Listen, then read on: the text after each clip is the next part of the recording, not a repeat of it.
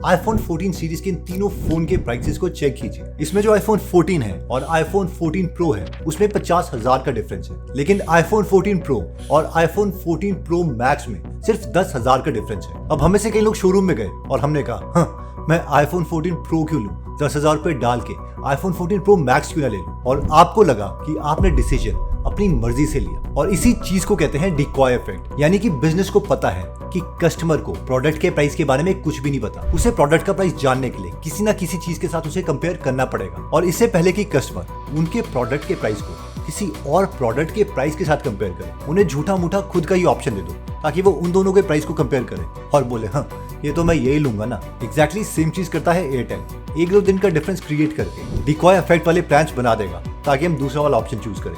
Same चीज हम Netflix में भी देख सकते हैं। ये प्लान है 149 रुपीज का और ये वाला है 199 रुपीज का। इसमें सिर्फ 50 रुपए का डिफरेंस है, लेकिन 199 में क्वालिटी अच्छी है। उसे हम टीवी पे भी देख सकते हैं, कंप्यूटर में भी देख सकते हैं, और इन दोनों के बीच में डिसीजन लेना बहुत आसान हो जाता है। अरे मैं तो 199 वाला ही लूंगा, और इसीलिए इंडिया में ये 199 रुपीज का प्लान चलता है। और iPhone 14 Pro Max 2023 का इंडिया में सबसे ज्यादा बिकने वाला फोन बन गया था। ऐसे ही 6 इंटरेस्टिंग साइकोलॉजिकल ट्रिक्स हम इस वीडियो में देखेंगे जो बिजनेसेस यूज करते हैं हमें मैनिपुलेट करने के लिए ताकि उनकी सेल्स बढ़े। तो हम ये सब जानेंगे इस वीडियो में। आइए स्टार्ट करते हैं। माइक्रोसॉफ्ट ने जब अपना software Windows and 32 bit launch किया था तो जाहिर सी बात है उन्हें ये चीज प्रमोट करनी थी, जिसके लिए उन्होंने प्लान बनाया कि ये सॉफ्टवेयर वो जो सीनियर IT प्रोफेशनल्स हैं उनको देंगे। ये चीज सुनते ही विंडोज के इंजीनियर्स ने इस सॉफ्टवेयर की सीडी फटाफट एक सस्ते से पैकेट में डाली और कहा सर इसे हम आज ही भिजवा देते हैं। ये सुनकर माइक्रोसॉफ्ट के डायरेक्टर और मार्केटर्स हंसने लग गए। उन्होंने कहा कि ये बकवास सस्ता पैकेट जल्दी से हटा दो, हम इसे एक बहुत ही महंगे डब्बे में डालेंगे,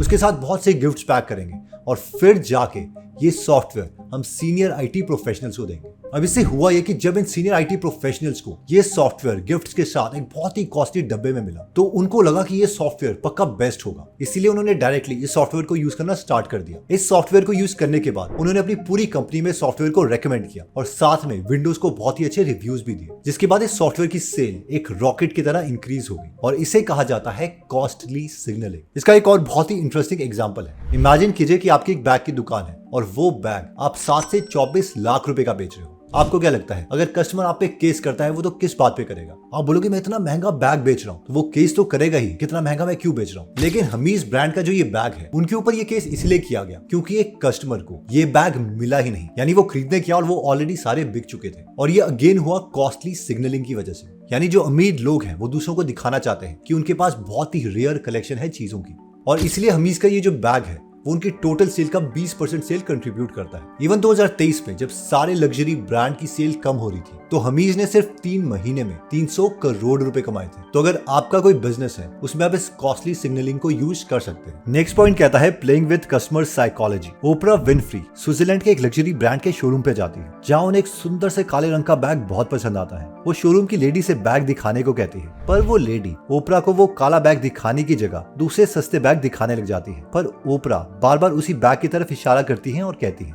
मुझे वही बैग पसंद है तो मुझे वो वाला बैग दिखाओ। तब लेडी उसे कमेंट पास करती है, मैम वो बैग बहुत ही महंगा है, आप उसे अफोर्ड नहीं कर पाएंगे। ये सुन के ओपरा चुपचाप शोरूम से बाहर निकल जाती है। ओपरा को एक बार तो लगा कि वो जाके उस लेडी को अपने पैसों की ताकत दिखाए और वो बैग सारे झटके में खरीद ले, लेकिन उसको पता था कि इसमें उस सेल्स गर्ल की कोई गलती नहीं है। एक्चुअली ये उस ब्रांड की मार्केटिंग स्ट्रैटेजी है। वो यूजर की साइकोलॉजी के साथ खेलना चाहते हैं, उनमें ईगो प्रोड्यूस करना चाहते हैं ताकि वो अपना लॉजिक भूल के इमोशनली डिसीजन ले और अपनी ईगो को सेटिस्फाई करने के लिए उस ब्रांड के बहुत ज्यादा प्रोडक्ट्स खरीद ले। ऐसे ही कुछ सेम गेम इंडियन ब्रांड्स भी हमारे साथ खेलते हैं, जैसे कि Ching's Chinese, the Milano, Allen Solly, Munich Polo. ये सारे के सारे इंडियन ब्रांड्स हैं पर इनके नाम सारे के सारे फॉरेन हैं। अब लॉजिकली सोचे तो इनको प्राउड होना चाहिए कि ये सक्सेसफुल इंडियन ब्रांड्स हैं। ब्रांड कंसल्टेंट अनीशा मुथवानी बताती हैं कि इंडियन ब्रांड्स जानबूझकर वेस्टर्न नाम रखते हैं ताकि हम इंडियंस जो ऑलरेडी इंटरनेशनल ब्रांड्स के लिए पागल हैं उनमें ये प्रोडक्ट्स खरीदने का इंस्पिरेशन क्रिएट हो और वो ज्यादा से ज्यादा इन प्रोडक्ट्स को खरीदें। नेक्स्ट पॉइंट कहता है change the packet not the product. YouTuber max normal public से जाके पूछते हैं कि आपको किस तरीके का नॉर्मली दर्द होता है। उनमें से मैक्सिमम ऑडियंस जो कि फीमेल थी वो बताती है कि उन्हें पीरियड के क्रैम्प्स और हेडेक की वजह से पेन होता है। लड़कों का जवाब था कि उन्हें स्पोर्ट्स या जिम करने से ज्यादा फिजिकल पेन होता है। फिर मैक्स उन्हें 3 तरीके की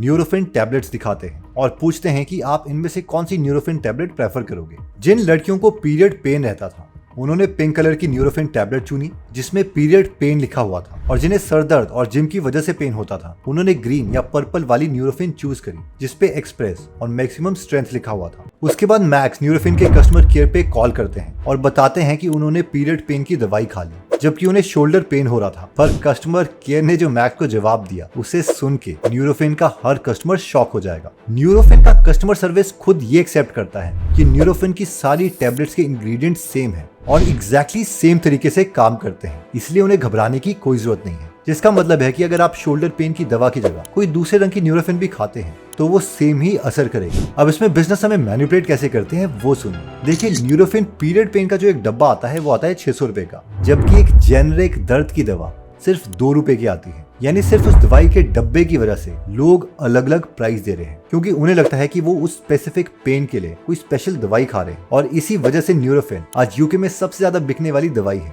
नेक्स्ट पॉइंट कहता है कि they do not design for an average. Rory Sutherland एक दिन अपने घर से बाहर निकलते हैं और थोड़ी ही दूर पर उन्हें एक टेस्ला कार दिखाई देती है जिसके अंदर एक कुत्ता बैठा हुआ था, और टेस्ला की स्क्रीन पर यह लिखा हुआ था, मेरे मालिक थोड़ी देर में आ रहे हैं और मैं बिल्कुल सेफ हूँ। साथ ही में बोर्ड पे कार का टेम्परेचर भी लिखा हुआ था। टेस्ला का ये फीचर इस कार में इसलिए डाला गया था क्योंकि जो एनिमल एक्टिविस्ट होते हैं वो बहुत बार गलत फहमी की वजह से इसे जानवरों का अब्यूज समझते हैं, जिसकी वजह से वो बहुत बार कार का कांच तोड़ के जानवरों को रेस्क्यू करने के लिए बाहर निकाल लेते हैं। ये फीचर रॉरी को इतना पसंद आया कि रॉरी ने उसी सेकंड टेस्ला खरीदने का मन बना लिया। इस चीज को मेंडेविलियन इंटेलिजेंस कहा जाता है, जिसका मतलब है कि हम अगर दूसरे प्रोडक्ट्स की छोटी छोटी कमियों को इम्प्रूव करके अपने प्रोडक्ट में डालते हैं तो हम एक अमेजिंग प्रोडक्ट बना सकते हैं। जैसे कि टेस्ला का ये फीचर इंडिया जैसी कंट्री में लोगों को सिली लगेगा, बट यूके के लोगों के लिए ये लॉजिकल होगा। यहाँ तक कि कुछ कंपनीज जैसे कि लैम्बोर्गिनी या फरारी इसी इफेक्ट का इस्तेमाल करके बच्चों के लिए कस्टमाइज्ड मिनी वर्जन भी बनाते हैं ताकि वो अपनी मार्केटिंग मैक्सिमाइज कर सकें। नेक्स्ट पॉइंट कहता है the opposite of a good idea can be a good idea. Red bull के को फाउंडर डाइट्रिक ने 1984 में एक बहुत ही इलॉजिकल चीज करी। उन्होंने सॉफ्ट ड्रिंक इंडस्ट्री में एक ऐसा प्रोडक्ट मार्केट में उतारा जो कि उस समय के स्टैंडर्ड और टेस्ट के मुताबिक एकदम उल्टा था। जहां पेप्सी और कोक 1940s में 80% मार्केट कंट्रोल कर रही थी, वहीं सिर्फ 40 सालों के बाद यानी 1985 में रेड बुल के आने की वजह से उनका मार्केट शेयर घट के 40% हो गया। बट कमाल की बात यह है कि जहां पर पेप्सी और कोक जैसी ड्रिंक्स अपने मीठे और फैमिलियर फ्लेवर के लिए जानी जाती थी, वहीं दूसरी तरफ रेड बुल का टेस्ट और रंग बिल्कुल इससे ऑपोजिट था। इवन कि रेड बुल टेस्ट में दवाई जैसी लगती थी और रंग उसका पीला था। बट सवाल आता है कि रेड बुल ने ऐसा क्यों किया। इसकी एक सिंपल सी थियोरी है और वो थ्योरी कहती है कि opposite of a good idea can also be a good idea. यानी कि कोई भी ऐसा आइडिया जो एक लॉजिकल वे में अच्छा होता है, हम अक्सर सोचते हैं कि उसका ऑपोजिट आइडिया तो गलत ही होगा, बट ऐसा नहीं है। जब रेड बुल मार्केट में लॉन्च किया गया उस समय एक मीठी और सॉफ्ट ड्रिंक मार्केट में लॉन्च करना अच्छा आइडिया था, पर उससे भी अच्छा आइडिया ये था कि ऐसी ड्रिंक मार्केट में देना जो टेस्ट में एकदम यूनिक हो, हटके हो। और यही वजह थी कि रेड बुल इतने कम समय में इतना पॉपुलर हो गया। 1998 में कैडबरी ने भी एग्जैक्टली यही किया था, अपनी पिकनिक चॉकलेट लॉन्च करके, और साथ में इसकी टैगलाइन भी रखी थी, डिलीशियसली अगली। देखो, एक्चुअली में 90s में होता ये था कि सारे लोग अपनी चॉकलेट को परफेक्ट शेप देते थे क्योंकि पब्लिक भी शेप और स्मूथनेस के अकॉर्डिंग चॉकलेट को बहुत अच्छा समझती थी। लेकिन कैडबरी ने जो ये पिकनिक चॉकलेट बनाई वो शेप में बिल्कुल ही अजीब थी, रफ थी, जो कि उस वक्त लोगों को बेकार आइडिया लग रहा था, लेकिन कैडबरी को नहीं।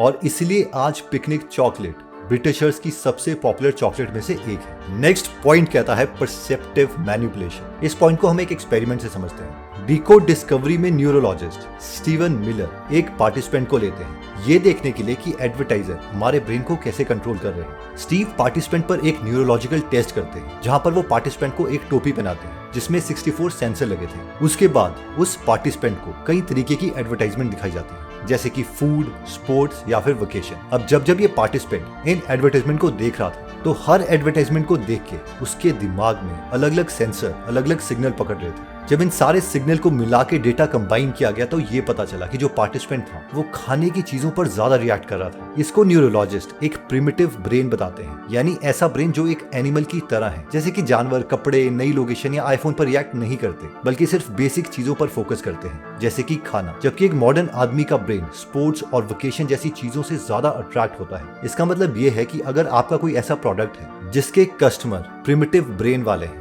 यानी कम पैसों वाले, तो वो ज्यादातर बेसिक चीजों पर फोकस करेंगे। वहीं पर अगर आपका प्रोडक्ट एक मॉडर्न आदमी के लिए है तो आपको अपनी एडवर्टाइजमेंट में ऐसी चीजें दिखानी होगी जिसमें ज्यादा दिमाग यूज हो। जैसे कि आप दांतों की पिक्चर दिखाओ तो मॉडर्न ब्रेन अपने आप ये समझ जाएगा कि ये पक्का किसी ना किसी टूथपेस्ट की एड होगी। मार्केटिंग एक्सपर्ट रॉरी सदरलैंड बताते हैं कि हमारा ब्रेन उन चीजों को ज्यादा इंपॉर्टेंस देता है जो हमें अट्रैक्ट करती है, जबकि लॉजिकली तो हमें उन चीजों पे ध्यान देना चाहिए जो हमारे लिए अच्छी हैं। इसका एक एग्जांपल है डाइट कोक, जो अपने आप को 0 कैलोरी की तरह एडवर्टाइज करती है, जिससे डायबिटीज के मरीज और वो लोग जो वेट लॉस करना चाहते हैं वो डाइट कोक के एडवर्टाइजमेंट को देखकर अट्रैक्ट हो सके। बट असलियत में डाइट कोक को मीठा करने के लिए एस्पार्टेम नाम का एक आर्टिफिशियल स्वीटनर यूज होता है, जो कि ना सिर्फ डायबिटिक लोगों के लिए बल्कि किसी के लिए भी सेफ नहीं है, क्योंकि इसके बहुत सारे साइड इफेक्ट्स हैं। ये हम नहीं कह रहे बल्कि WHO की रिपोर्ट खुद बताती है। वर्ल्ड हेल्थ ऑर्गेनाइजेशन की एजेंसी, इंटरनेशनल रिसर्च और कैंसर की रिसर्च के हिसाब से एस्पार्टेम में एक पॉसिबल कैंसर फिलेन वाला सब्सटेंस